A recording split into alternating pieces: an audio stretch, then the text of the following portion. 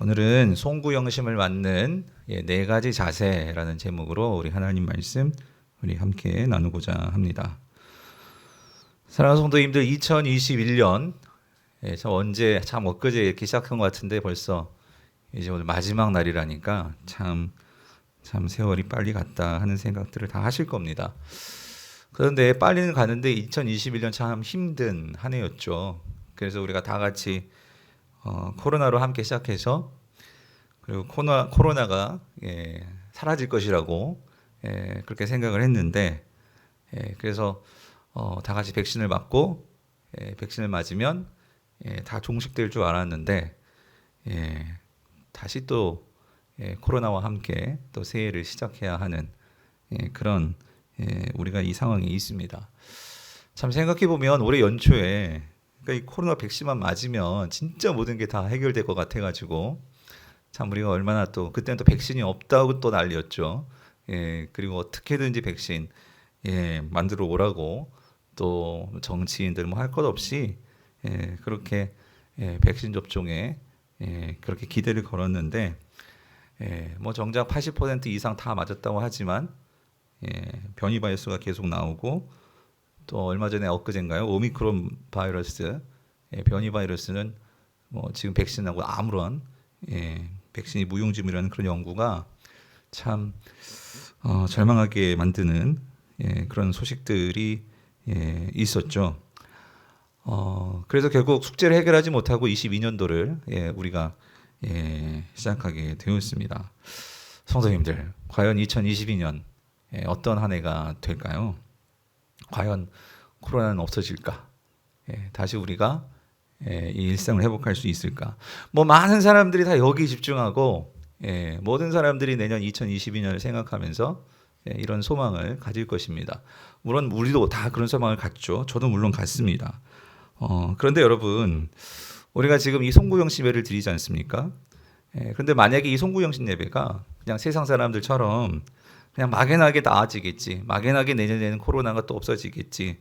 우리에게 좀 더 나은 어떤 그런 좋은 일들이 많이 생기겠지. 그냥 그렇게 막연한 기대로 우리가 이 자리에 앉아 있다면 그러면 세상 사람들이나 오늘 성도들이나 별반 다름이 없을 것입니다. 성도님들, 오늘 우리가 송구영신 예배를 드리는 이유가 무엇입니까? 그것은요, 우리 아까 장로님도 기도하셨지만 우리가 한 해를 돌아보면서 우리가 하나님 앞에서 무엇을 놓쳤는가를 생각해야만 합니다. 그리고 우리가 한 해를 보내면서 과연 우리가 어떤 점에서 정말 하나님 앞에서 우리가 정말 하나님과 함께 이 한 해를 살아가면서 우리가 무엇을 깨달았는가, 또 우리가 무엇을 배웠는가, 그래서 우리가 무엇을 고쳐야 새해에 좀 더 나은 새해로 우리가 나아갈 수 있을까. 우리가 이것을 생각하는 자리가 송구영신의 예배가 되어야 할 줄 믿습니다. 그래서 새해에는 우리가 하나님 앞에서 어떻게 살아야 할지, 그리고 무엇을 우리가 구해야 할지, 우리가 그것을 생각하고 결단하는 자리가 송구영신의 이 예배의 자리입니다. 그래서 우리가 그렇게 살 수 있도록 하나님 은혜를 주옵소서. 그렇게 살겠습니다. 그 자리가 오늘 여러분이 지금 드리고 있는 이 예배의 자리인 것입니다. 그래서 저는 오늘 이 한 해를 돌아보면서요, 오늘 우리가 반드시 기억해야 할 점, 그리고 또 새로운 한 해를 맞이하면서 우리가 어떻게 살아가야 할지에 관한 이 네 가지 포인트를 오늘 베드로 전서 말씀을 통해서 우리가 함께 생각해 보고자 합니다. 그래서 여러분의 삶에 이것을 잘 적용하셔서 새해에 좀 더 나은 그런 길로 나아가시는 우리 모든 가정, 우리 모든 성도님들 될 수 있기를 간절히 바랍니다. 자, 성도님들, 우리가 송구영신을 맞는 네 가지 자세. 첫 번째는 뭐냐면은요, 예수 그리스도의 영광스러운 이동의 관점으로 한 해를 돌아보라는 거예요. 이게 무슨 말인가? 여러분이 베드로전서를 지금까지 잘 따라오셨다면 이게 무슨 말인지 이해가 되셔야 하는데, 무슨 말이냐 하면은요, 오늘 우리 지난주 일의 말씀과 오늘 말씀이 연결이 되는데 이것입니다. 특별히 우리는 이 땅을 살아가면서 이 고난의 문제를 코로나만이 아니고요, 코로나가 해결되는 우리는 또 다른 어떤 문제를 맞게 되는 게 우리의 인생길이라는 거예요. 그래서 우리가 이 인생길을 살아가면서 이 고난을 어떻게 해석해낼 수 있느냐가 그것이 우리의 이 인생의 여정을 세상 사람들과는 다르게 살아가는 분명한 그 성도의 모습이 드러나는 지점이 이 고난이라는 거예요. 자, 그런데 중요한 것은 예수님께서 이 고난의 과정을 거치면서 우리에게 어떻게 우리가 이 인생을, 우리가 어떻게 이 고난의 문제를 우리가 바라보고 살아가야 할지 예수님이 답을 주셨습니다. 그런 점에서 오늘 1절을 다시 한번 보면은요. 우리 1절을 같이 한번 읽어볼게요. 같이 읽어보겠습니다. 시작. 그리스도께서 이미 육체의 고난을 받으셨으니 너희도 같은 마음으로 갑옷을 삼으라. 이는 육체의 고난을 받은 자는 죄를 그쳤음이니에요. 자, 여러분 여기서 중요한 밑줄 그어야 할 부분은 이건데, 이는 육체의 고난을 받은 자는 뭐를 그쳤다고요? 죄를 그쳤다. 그러니까 사실 여러분 우리가 인생길을 걸어가면서 우리를 힘들게 만드는 것이 결국 죄입니다. 죄예요. 자, 그 죄인데, 자, 여기 베드로가 이렇게 얘기합니다. 그리스도께서 이미 그랬어요. 이미 육체의 고난을 받으셨다라고 말을 하고 있어요. 성도님들, 여기서 베드로가 말하는 예수님의 육체의 고난, 이 고난은 무엇일까요? 이 고난은 예수님께서 십자가를 통해서 받으신 고난입니다. 근데 예수님은 그 십자가의 고난, 더 깊이 나아가면 그 죽음이죠. 그 십자가의 고난, 이 죽으심을 이미 다 받으셨어요. 그런데 베드로는 이렇게 얘기합니다. 그렇게 예수님께서 육체의 고난을 받으셨는데 너희도, 자, 여기요, 어떤 마음으로? 같은 마음으로 그랬어요. 그럼 이 같은 마음은 누구의 마음일까요? 예수 그리스도의 마음입니다. 다시 말하면 예수님께서 육체의 고난을 받으실 때 그 같은 마음으로 너희들도 그 마음을 가져서 너희들이 이 땅을 살아갈 때, 그게 코로나든지 그게 무슨 질병이든지 암이든지 실패하는 것이든지 뭐 사업이 망하는 것이든지 무엇이든지 이 땅을 살아갈 때 그것이 너희에게 있어서 그 같은 마음이 위에 뭐가 된다고요? 갑옷이 된다. 무슨 말이죠? 그것을 넉넉히 어떻게 해줄 수 있는 것일까요? 이겨낼 수 있게 해준다, 그 소리예요. 그것 때문에 우리 인생이 망가지거나, 그것 때문에 우리가 죄에 빠지거나 절망에 빠지거나 그렇게 되지 않는다. 여러분, 예수님께서 십자가의 고난을 당하시면서 절망하셨을까요?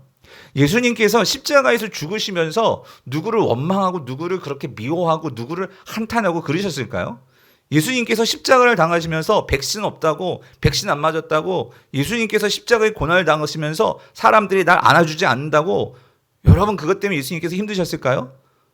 아니라는 거예요. 예수님께서는 그것을 넉넉히 이겨내실 수 있으셨다는 거예요. 그래서 그것이 예수님께는 갑옷이었죠. 그런데 예수님께서 우리들에게도 그 갑옷을 입혀주기를 원하신다, 이 말씀이에요. 그래서 여기요, 이는 육체의 고난을 받은 자는 그랬죠. 육체의 고난을 받은 자는 죄를 어떻게 해요? 그쳤다. 이 말은 죄를 이긴다, 그 말도 되고요. 원어적으로는요, 죄로부터 해방된다, 죄로부터 안식을 누린다, 이런 얘기예요. 그럼 여러분 여기서 육체의 고난을 받은 자는 그랬는데 이 육체의 고난을 받은 자는 누구일까요? 그래서 이것도 깊게 들어가면 제가 베드로전서를 공부할수록 이게 참 어렵더라고요. 그러니까 이 설명을 드리려면 이게 좀 시간이 한 절 가지고도 거의 설교 한 편이 나올 것 같아. 근데 그럴 수는 없으니까 그냥 핵심만 넘어가면은요. 여기서 육체의 고난을 받은 자는 죄를 그쳤으며, 여기 이중적인 의미가 있습니다. 첫 번째는 육체의 고난을 받은 자는 누구일까요? 앞에 말씀과 연결할 때 앞부분의 말씀, 누가 이미 육체의 고난을 받으셨습니까? 예수님이 받으셨잖아요. 그러므로 예수님은 죄를 어떻게 하셨어요? 이기셨다, 그 소리란 말이에요. 그런데 베드로는 거기서 끝나는 게 아니라 그 앞에 이 말이 있었잖아요. 너희도 같은 뭐로? 마음으로 그랬잖아요. 예수 그리스도와 같은 마음을 가져서 갑옷을 삼는다면 너희들도, 우리가 살아가면서 육체의 고난을 당합니다. 육체의 시련을 당합니다. 근데 여러분 그거 아셔야 돼요. 육체의 고난을 받는다고 모든 사람들이 죄를 이길 수 있을까요? 우리가 살면서 누구나 다 코로나를 겪어요. 성도들도 겪고 세상 사람들도 겪어요. 우리가 새해도 또 코로나를 겪을 거예요. 그런데 그 코로나를 겪는데 모든 사람들이 그 코로나로부터 정말 자유하고 해방받고 백신 맞았든 안 맞았든 상관없이 우리가 정신적으로 영적으로 어떤 상황이든지 그 상황에서 넉넉히 이겨내기 위해서는 여러분 이거죠. 자, 육체의 고난을 받은 자는 그러니까 모든 사람들이 그 고난으로부터 다 해방되느냐? 다 그렇지 않다 그 소리예요. 여기 어떤 의미가 있냐면 그러니까 육체의 고난을 받은 자는 우리도 다 그렇게 고난을 받는데 다 죄를 이기는 것이 아니라 어떤 자만이 예수님과 어떤 마음? 같은 마음을 갖는 자만이. 그러면 여러분 제가 말씀을 드렸죠. 그럼 조금 더 구체적으로 우리가 살아가면서 여러분 올해도 힘들었단 말이에요. 근데 내년에도 힘들 것 같아요. 우리가 객관적으로 보면 눈에 돌아가는 현상으로 보면 그렇죠? 또 뭐 거리두기 2주 더 연장된대요. 그러니까 힘들죠. 장사하시고 우리 애들도 힘들고 부모도 힘들고 다 힘들어요. 자, 그런데 그럼에도 불구하고 예수님도 그 십자가를 지는 게 만만치 않으셨겠죠. 그런데 어떻게 예수님께서 그것들을 다 이길 수 있는 그 예수님의 힘의 원동력 그게 무엇이었을까?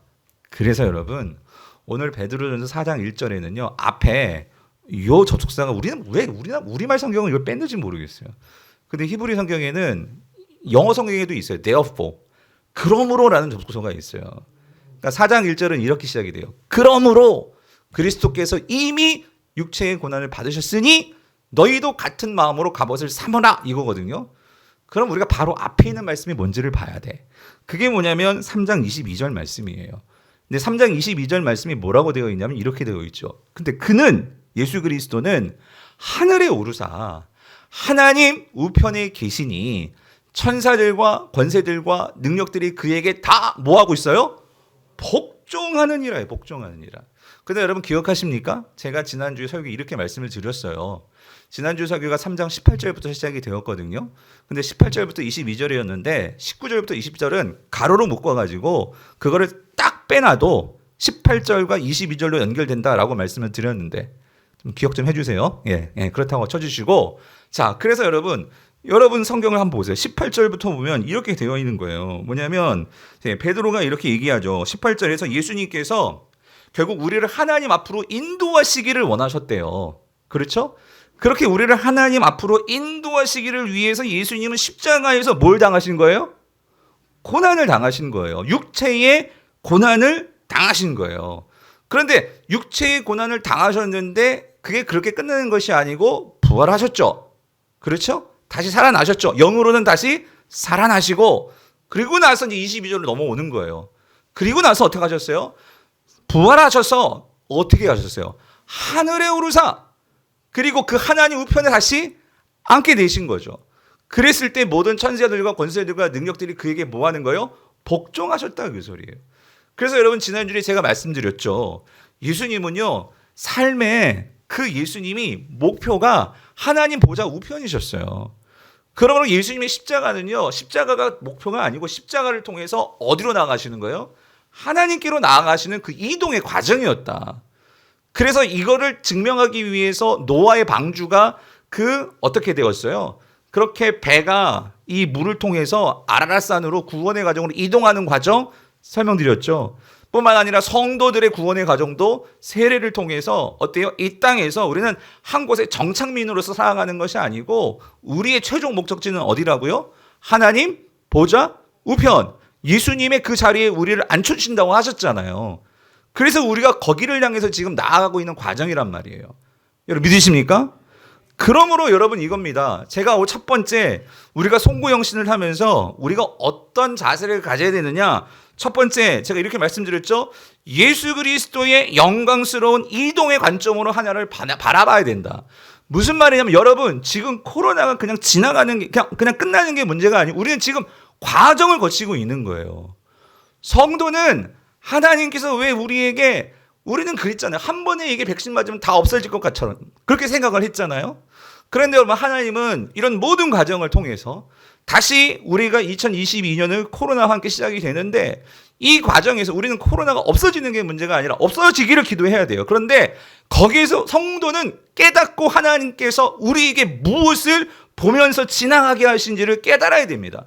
인간은 그 하나님이 만드신 이 모든 천지 만물의 주인이신 하나님을 인정하지 않을 때 아무리 백신을 만들어도 그 작은 바이러스 하나 때문에 인간은 우리의 생명을 놓고 벌벌 떨 수밖에 없는 존재들이 인간이라는 거예요.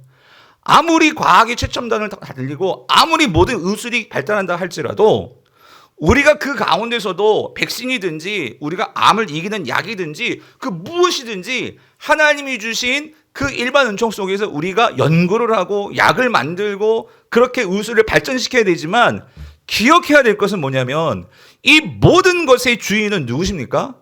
하나님이시라는 거예요. 그 하나님을 잊어버리고 여러분 이거요. 그냥 백신만 맞으면 우리는 모든 거 해방.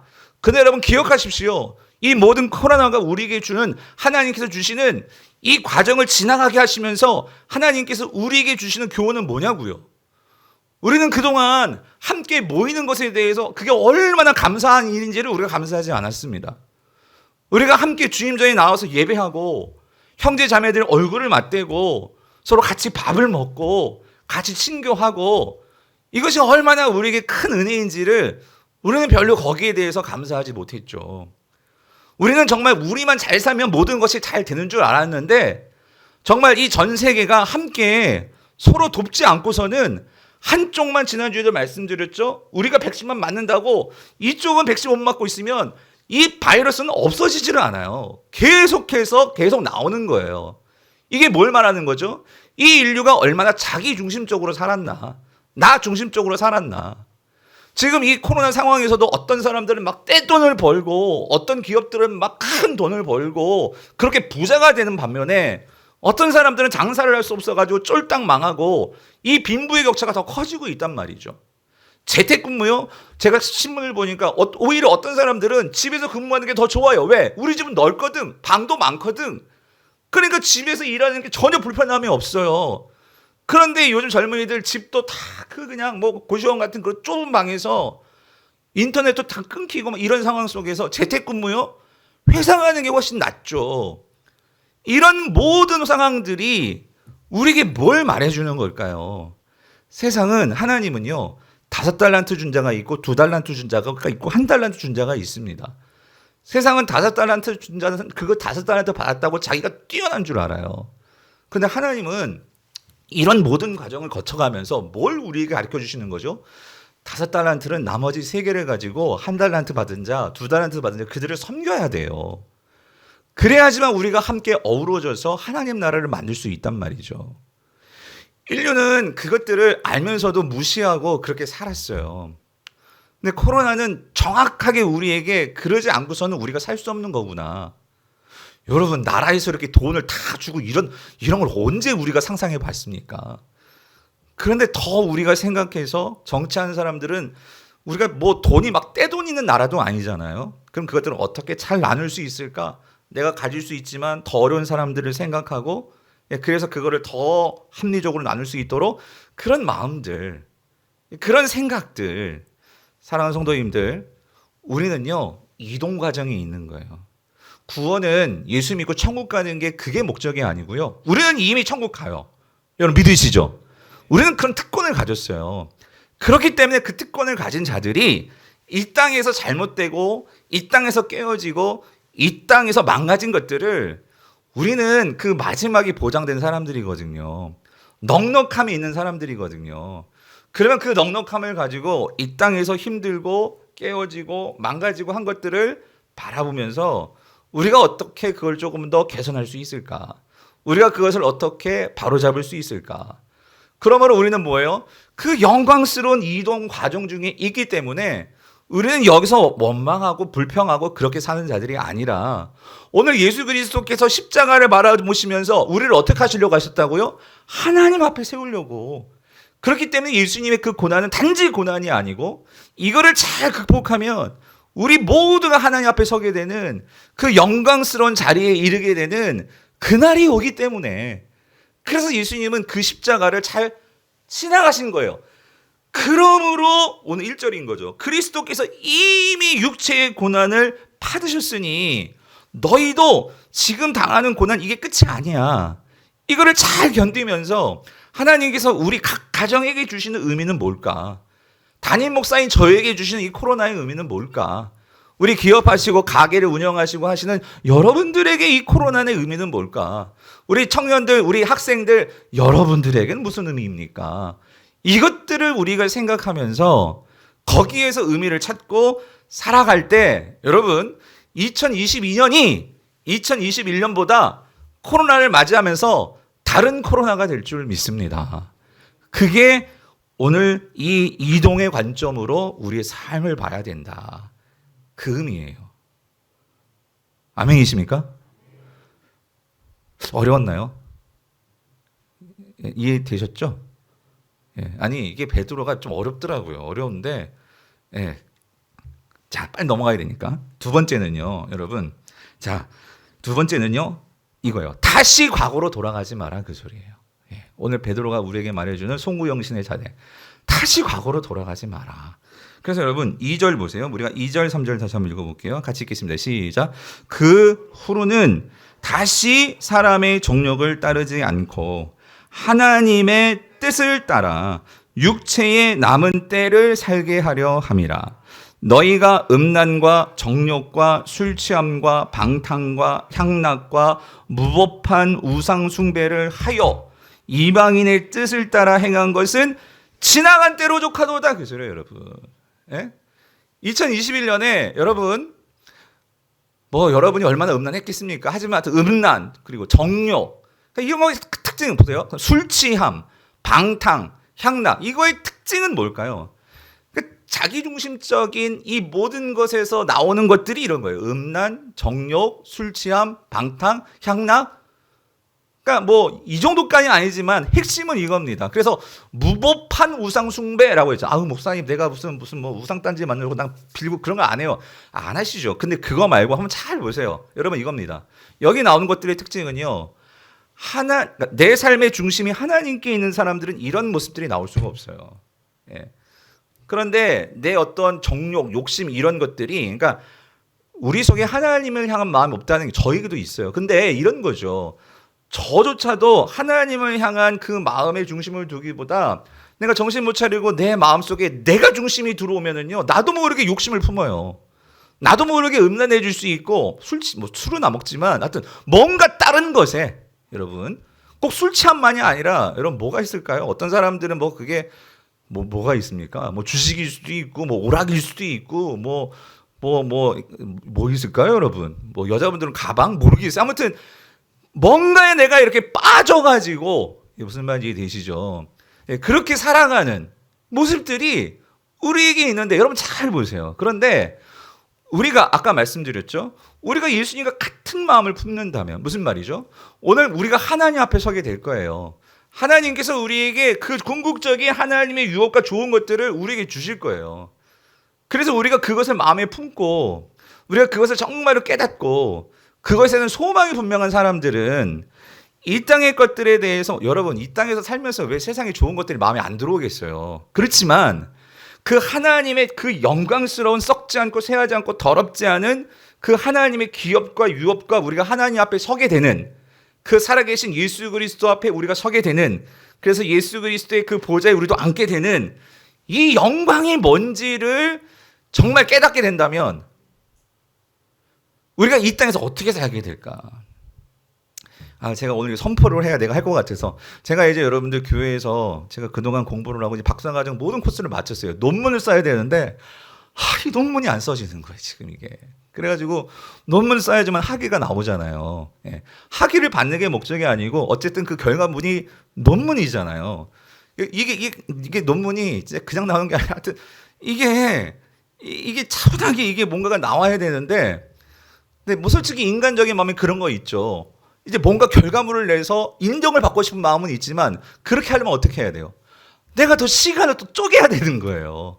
그러려면 내가 하고 싶은 것을 포기해야 되는 거고 근데 월요일에도 쉬지 못하는 거죠. 조금이라도 월요일에 쉬고 싶은데 월요일 꼬박 그걸 이제 또 해야 되고 하니까 또 막 힘들어지는 거예요. 그러니까 제가 이 얘기를 왜 하냐면 여러분 이겁니다. 우리가요 이런 정욕, 이런 뭐 음란, 정욕, 술 취함, 방탕, 향락 이 모든 중심에는 내가 있어요. 그러니까 저도 마찬가지. 그거를 포기하고 내가 정말 그러니까 내 인생의 어떤 고귀한 목적, 어떤 내 삶에 더 고귀한 어떤 그런 성취, 이제 거기에 마음이 확, 이제 내가 그것을 바라본다면 어쨌든 제가 쓰긴 쓸 거예요. 써야 되니까. 예. 무슨 말이냐면 우리가 하나님의 고귀한 자녀의 영광스러운 자리에 앉게 됐거든요. 그리고 하나님께서 우리에게 무슨 논문입니까? 논문과 비교는 안 돼. 비교가 안 돼. 그 하나님의 좋은 것들을 우리에게 주시겠다고 약속하셨고 그것이 이미 우리에게 주어져서 우리 것이 되어 있는데 이것을 이 땅에서 누리려면 여러분 어떻게 해야 돼요? 우리가 어떻게 해야 될까요? 우리가 이전에 그 썩어지고 새하고 더러운 것들에 마음을 두고 내가 중심이 되어서 그렇게 살았던 그런 삶의 방식을 우리가 어떻게 해야 돼요? 이제 지나간 걸로 좋게 해야 돼. 그리고 우리가 새로운 방식으로 하나님께서 주시는 그 영광스럽고 좋은 것들을 우리가 누려야 되는데 우리가 그것들을 그 미련이 있는지 그것들을 버리지 못하고 또 그것들을 가지고 새로 가져간다? 그래서는 안 된다는 거예요. 그래서는 안 된다. 예. 여러분 무슨 말인지 이해되시죠? 그래서 여러분 그렇습니다. 근데 문제는 뭔지 아십니까? 우리가 그렇게 다른 삶을 살려고 하는데 여러분 세상이 우리를 가만 놔두지 않죠. 갑자기 왜 그래? 뭐 그러고 예, 세상 사람들이 아니 하던 대로 해라고 할 수도 있고요. 그리고 세상에 조금 내가 누렸던 그런 것들이 이런 미련들이 있을 수 있고요. 그런 것들이 어떻게 해요? 우리들을 가만 놔두지 않는단 말이죠. 그런데 오늘 베드로는 이렇게 말씀하세요. 정말 우리의 삶에 있어서 우리가 진짜 하나님 앞에서 우리가 붙들려야 되는 것은 뭐냐면 이거죠. 하나님께서 예수 그리스도께서 우리를 누구 앞에 세우려고 하신다고요? 누구 앞에? 하나님 앞에. 예. 그 영광스러운 하나님 앞에 저와 여러분들을 세워주셔서 오늘 우리가 정말로 그 하나님 앞에 칭찬과 영광과 존귀를 받을 수 있도록 예수님께서 그 모든 삶을 보여주셨고 성령을 보내주셨고 우리가 이 땅에서 그 성령을 따라 살아갈 수 있도록 우리에게 그 세계를 열어주셨단 말이에요. 그러면 여러분 우리가 그 길을 가지 않는다? 그러면 이겁니다. 첫 번째, 우리가 그 길을 잘 모르기 때문이에요. 그 길이 우리에게 얼마나 크고 영광스러운 길인지를 우리가 잘 몰라. 예.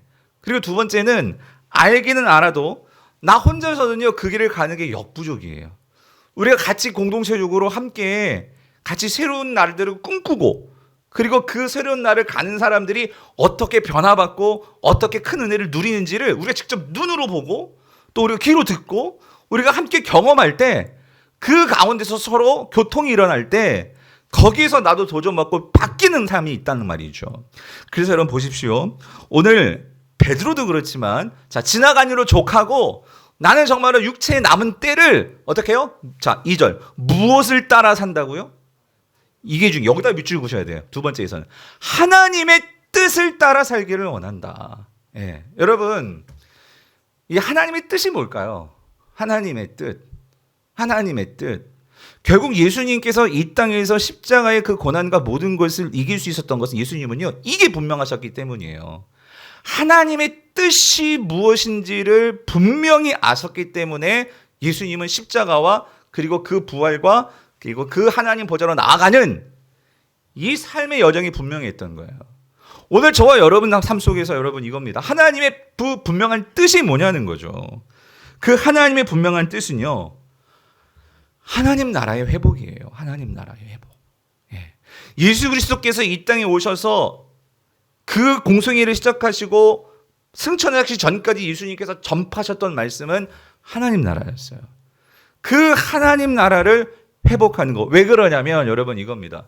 성도는 지금 우리는 무엇을 기다리는 삶을 사는 자들이냐면 하나님 나라가 이 땅에 완전하게 회복될 것을 기다리며 사는 자들이 성도들입니다. 아멘이십니까? 말씀드렸죠. 내가 정말로 신앙생활을 하면서 하나님 나라에 대한 꿈이 없다. 하나님 나라에 대한 어떤 막 기대감이 없다. 그 소리는 내가 하나님 나라를 잘 모른다는 거예요. 교회를 다녔지만 신앙생활을 했지만 하나님이 진짜 뭘 원하시는지 예수 그리스도께서 목숨을 십자가에서 그 육체의 고난을 당하시기까지 그거를 다 감당할 수 있었던 것은 우리를 하나님 앞에 세우시기 위해서라고 분명히 말씀하시는데 우리가 그 하나님 나라를 제대로 모른다면 여러분 우리 신앙생활은요 그냥 이렇게 끝난다니까요. 그냥 죽고 천국 가는 것으로 끝.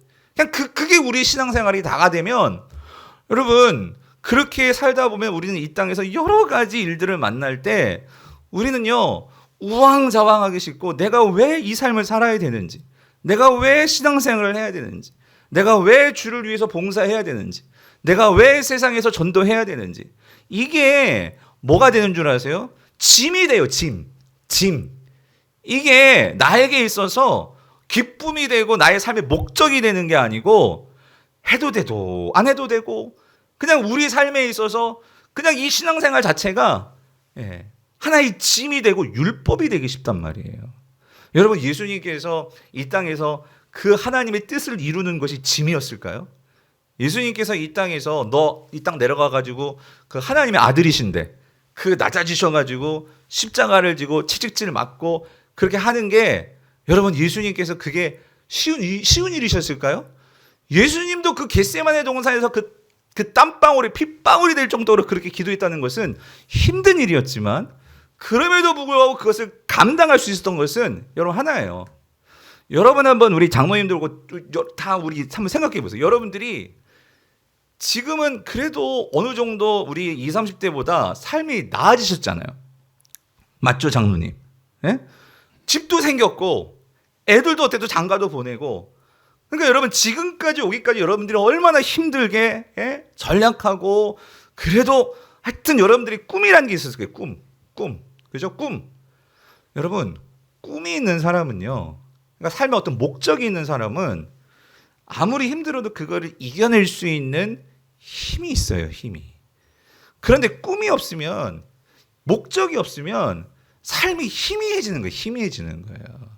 그러니까 오늘날 젊은이들의 문제는 뭐냐면 이거라니까요. 젊은이들, 우리 가정에서도 여러분이 지금 뭐 시험 봐서 합격했느냐 이게 중요한 게 아니고, 합격을 하더라도 그 합격을 통해서 내가 이 일을 통해서 뭘 하겠다는 분명한 꿈이 없으면, 그렇게 힘들게 공부해가지고 뭐 공무원 되고 뭐 대기업 들어가 했는데 거기 들어가면 만나는 사람들이 만만합니까? 여러분들은 막 힘들게 하고, 그러니까 다 관계가 어려운 거예요. 관계가. 그렇지 않아요, 여러분? 예. 목회도 마찬가지예요. 목회는 쉬운 것 같으십니까? 목회도 어렵지만 하나님 나라에 대한 그 꿈이 있기 때문에 그거를 견디면서 이기면서, 여러분 그거 참 신기하지 않아요? 아니 왜 그 오카노 목사님도 그렇고 뭐 하용정 목사님도 왜 그런 목사님들이 왜 폐암, 위암, 간암, 무슨 목사님들이 술을 마시는 것도 아니고 담배를 피는 것도 아니고, 근데 왜 간암? 왜 폐암? 이거 왜 그럴까요? 그만큼 힘이 들어. 하지만 그 모든 것들을 이겨낼 수 있는 것은요, 뭘까요? 꿈이 있기 때문에. 하나님 나라의 꿈. 그러니까 이 땅에서 우리가 뭘 하다 하나님 앞에 서야 되는지에 대한 분명한 목표와 그 하나님의 꿈이 있기 때문에 어떻게 해요? 육체의 남은 때를 살 수 있는 원동력이 된다, 그 소리예요. 저는요, 우리 교회 모든 성도님들, 제가 그냥 농담 삼아 하는 게 아니고 우리 행복한 모임도 그렇고, 저도 나중에 행복한 모임 가겠죠. 청년들도 마찬가지. 우리 모두가 나이에 상관없이 성경에 말씀하시나 요엘이 늙은이든지 청년이든지 아비든지 성령이 임하시면 뭘 꿔요? 꿈을 꾸고 이상을 보고 장래일을 말하고. 이게 뭐냐면 그냥 하나님께서 그냥 이게 뭐 농담 삼아 하시는 게 아니잖아요. 여러분, 하나님 앞에 꿈을 구하십시오. 꿈을. 정말 꿈을. 우리 모두가 그런 꿈을 구하시는 저 여러분들 있기를 간절히 바랍니다. 그러려면 어떻게 해야 돼요? 하나님의 뜻을 알려면. 여러분, 예수님은 예수님 자체가 말씀이셨어요. 말씀이 육신이 되어 이 땅에 오시니까 하나님의 은혜와 그 진리가 충만했다 그러잖아요. 그럼 우리는 방법은 하나밖에 없어요. 하나님의 꿈과 하나님의 뜻으로 나의 남은 때를 살려면 어떻게 해야 될까요? 하나님의 뜻을 알아야 되니까 그럼 어떻게 해야 돼? 말씀을 알아야지. 여러분, 그렇지 않아요? 말씀 묵상. 여러분 정말 자, 한번 진짜 마음으로 들어보세요. 마음. 여러분 그 매일 성경 다 구독하셨어요? 지금 구독 안 하면 내일 큐티 못 하는 거예요, 여러분. 맞죠? 큐티 구독하셨어요, 여러분? 꼭 하세요. 그래서 여러분 교회가 같이 말씀 묵상 하자고 하는데, 여러분 그게 무시하지 마시고 그게 작은 순종입니다. 순종. 담임 목사가 같이 우리가 새벽마다 매일 성경 갖고 큐티 하잖아요. 여러분들 꼭 말씀 묵상 하시기 위해서라도. 그리고 새해 1월 달에는 이제 중간에 우리가 큐티 학교를 다시 합니다. 그래서 우리 성도님들이 어떻게 쓰든지 하나님 말씀, 이거 왜 그러냐면 제 말이 아니라 이거야. 하나님의 뜻을 알아야 나의 육체의 남은 때를 산다고 말씀하시잖아요, 여러분. 아멘이십니까? 예, 꼭. 그래서 말씀 묵상과 더불어서 그 말씀을 가지고 내가 기도하면서 하나님과 소통이 이루어져야지만 내가 하나님의 뜻을 알게 되죠. 그래서 과거로 돌아가지 마시고 하나님 말씀 붙들고 기도를 통해서 앞으로 나아가시는 저와 여러분들이 있기를 간절히 바랍니다. 그래서 베드로가 이 말씀하는 거예요. 바울이 뭐라고? 빌립보서 3장 12절에서 14절 같이 한번 읽어볼게요. 시작. 내가 이미 얻었다함도 아니요 온전히 이루었다함도 아니라 오직 내가 그리스도 예수께 뭐예요? 잡힌 바 된 그것을 잡으려고 달려가노라. 여러분, 사도 바울이 잡힌 바 된 게 무엇입니까? 결국 사도 바울은 하나님의 뜻으로 사로잡혀서 사명을 가진 자가 되었다, 그 소리예요. 하나님의 뜻으로 잡힌 바 되면은요, 어떤 삶을 살아요? 달려가는 삶을 산단 말이에요. 그래서 13절, 형제들아 나는 내가 아직 잡은 줄 여기지 아니하고 오직 한 일, 즉 뒤에 있는 것은 내가 했던 과거의 모든 일, 좋은 일이든 나쁜 일이든 그 내가 한 일, 즉 뒤에 있는 것은 어떻게 해요? 잊어버리고 앞에 있는 것을 어떻게 해요? 잡으려고. 그죠?